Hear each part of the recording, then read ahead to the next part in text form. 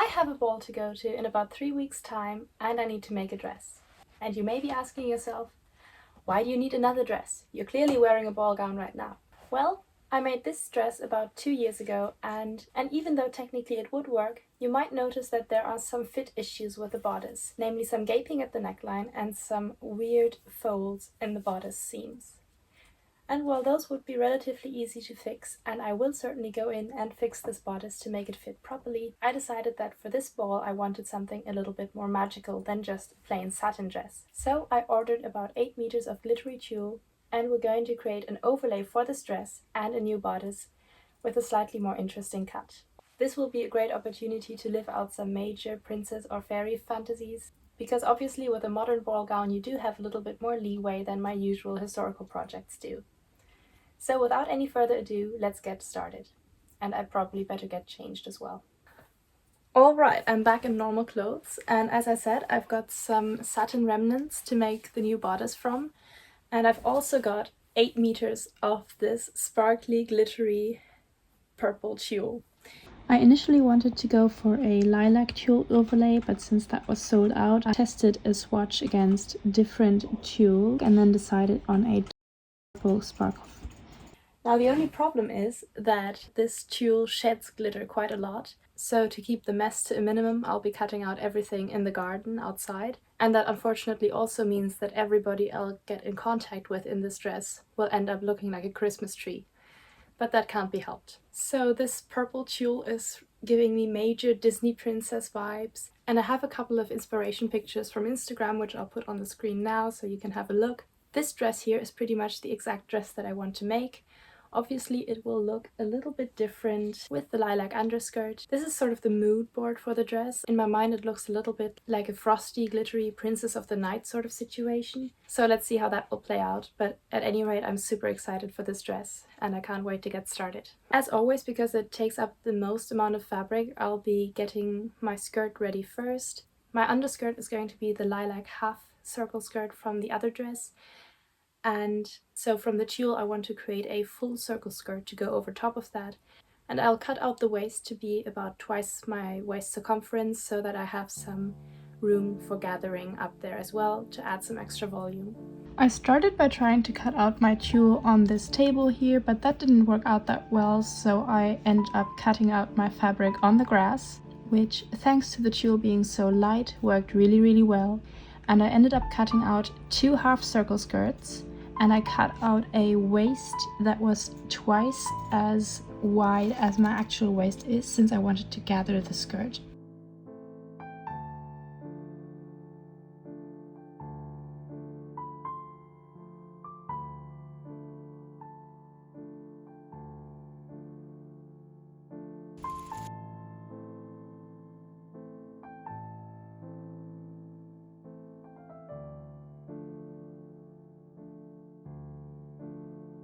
Right, next I'm going to prepare the waistband, and I've got a piece of my lilac satin to go underneath, and then I've got a slightly wider piece of my purple tulle. And because this waistband will go near the top of the skirt where the tulle will be gathered and therefore look pretty dark, I'm going to take a double layer of tulle to cover the waistband, so it will look something a little bit more like this. Here you can see the difference between a single layer and a double layer. I'm going to go with a double layer, so I'm going to fold this in half. I'm going to be using tiny little back stitches, even though this part of the waistband will not be visible anyway, since it will disappear on the wrong side of the skirt. I just love how this fabric sparkles. This is my first big project ever since this spring, when I made my 1870s ball gown for the Victorian ball. So I'm really excited, and also, as I've said earlier, this being a modern ball gown will give me a little bit of scope to work with some fantasy themes and just really let my imagination run wild as far as the style is concerned. Still, it won't be anything too crazy, but I just like the freedom that this modern style gives me, because even though the Victorian gowns are fascinating, you always do have to keep to a certain style and to certain techniques as well to make sure that the design you choose is actually historically accurate. and would have been worn in that era, and with a modern dress you don't have any such restrictions.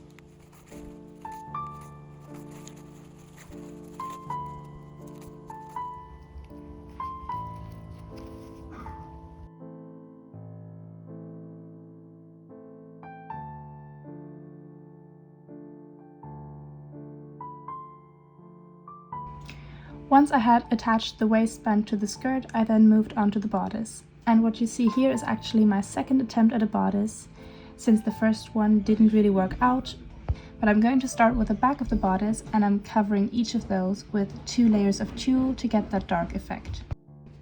I'm going to be sewing all of these together, and then this is what I ended up with as the back panel of my bodice. And then for the front, I'm just going to cover each satin piece with 1 layer of tulle, since I'm going to be adding an extra layer of pleated draping over top of this. For the front pieces, I'm going to sandwich the satin and the tulle with a piece of cotton lining, and I'm going to sew down the top edge of that and around the armhole before turning the whole thing inside out.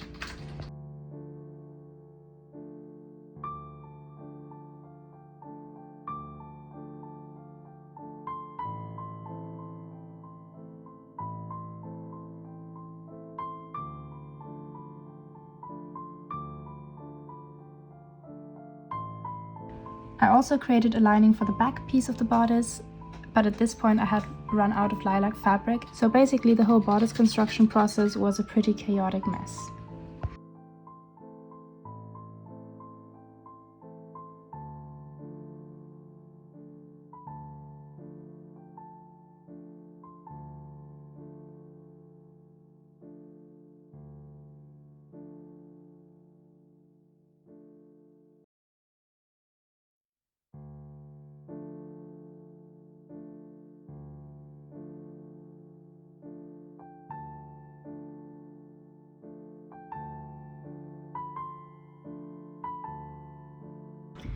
At this point I had to partly open the back panels again because I wanted to attach the lacing in between the seams, and I used a purple ribbon and pinned it in place to create the loops for my corset lacing. I sewed it in place first before closing up the seams again, like so.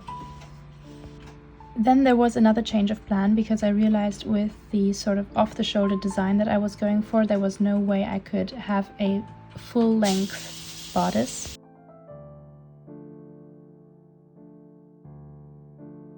Then there was another change of plan, and I shortened the back of the dress roughly at the same height of the armhole. And then I finally added my lacing ribbon to the back again.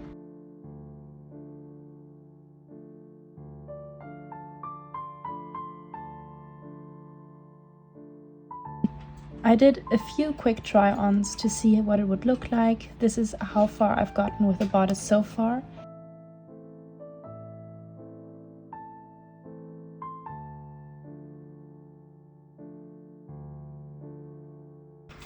To get a sort of draped, gathered look on the front of the bodice, I first gathered some tulle and then sewed all the little pleats in place by hand until I had the desired effect. And after that I was able to trim down the excess tulle like so.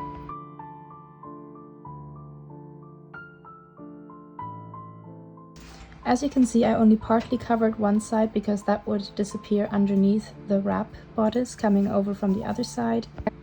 And then there was the challenge to create the straps and create a neckline that was just right. And again, this took me so much trial and error, and I actually went from the basic off-the-shoulder pattern that I had wanted initially to just moving the straps up to create normal shoulder straps.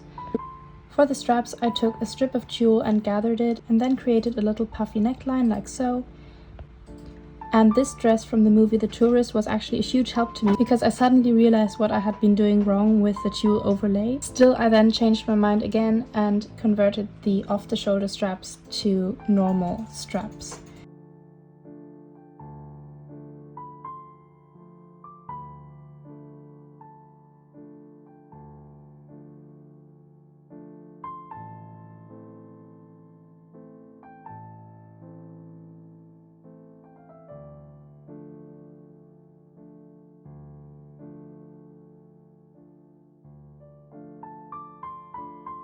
For versatility, I'm going to be keeping the bodice and the skirt separate, so I can still wear the initial lilac satin ball gown without the tulle overlay if I want to.